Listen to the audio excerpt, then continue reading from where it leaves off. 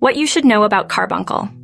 Carbuncle, a painful skin condition, arises from a bacterial infection, commonly Staphylococcus aureus. It manifests as a cluster of interconnected boils, often forming in areas rich in hair follicles. The infection leads to inflammation, causing a painful swollen lump. Carbuncles can result in abscess formation, and individuals may experience fever and fatigue. Treatment typically involves antibiotics to combat the bacterial infection. In some cases, drainage may be necessary to alleviate pain and promote healing. Maintaining good hygiene practices, such as regular cleaning and avoiding skin trauma, is essential in preventing carbuncles.